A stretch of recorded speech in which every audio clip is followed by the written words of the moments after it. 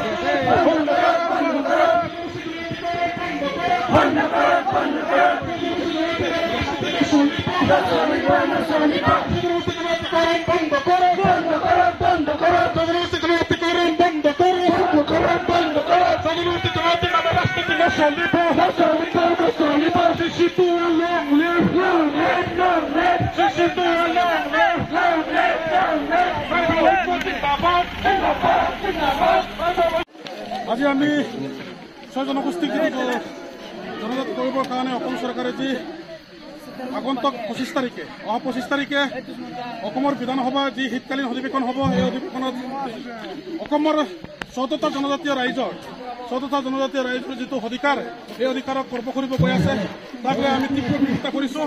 আজি আমি চাৰিদিনকৈ তীব্ৰ প্ৰতিবাদেৰে আমি প্ৰতিটো গাঁৱে ভূঞে চহৰে নগৰে আমাৰ 14টা জনজাতীয় ৰাইজে আমি এই প্ৰতিবাদ কাৰ্যসূচী হাতত লোৱা হৈছে।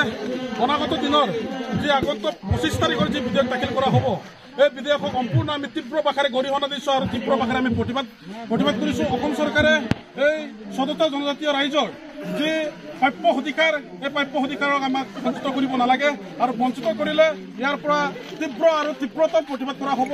যি 342 নং ভাৰতীয় সংবিধানৰ যি 342 নং অনুচ্ছেদৰ অনুসৰি আমি 14টা জনজাতীয় ৰাইজে যি ইয়াতে আমি ভোগ কৰি আছোঁ যি অধিকাৰ ভোগ কৰি আছোঁ এই অধিকাৰক যদি আমাক কৰ্ম কৰিব যায় এই অধিকাৰক যদি কৰ্ম কৰে তেন্তে আমাৰ অনাগত ভৱিষ্যত আমাৰ ল'ৰা ছোৱালীসকলৰ আমাৰ ভাই ভাতৃসকলৰ ভৱিষ্যত ধ্বংস হ'ব।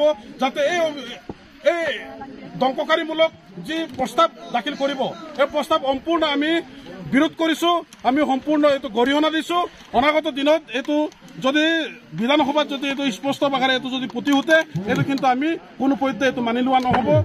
এতিয়া আমি যি ইয়াত সংগ্ৰাম কৰিছোঁ গাঁৱে ভূঞে চহৰে নগৰে ইয়াৰ পৰা তীব্ৰতৰ আৰু জংগীৰ পৰা জংগী আন্দোলন কৰিবলৈ আমি বাধ্য হ'ব।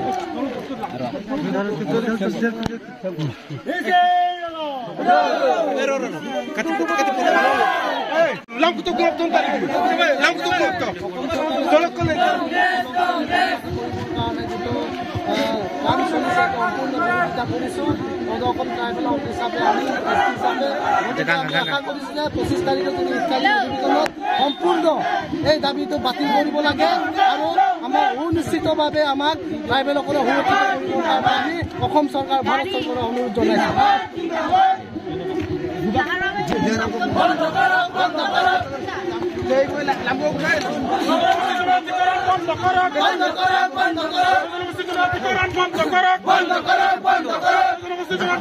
ৰাজনীতি নচলিব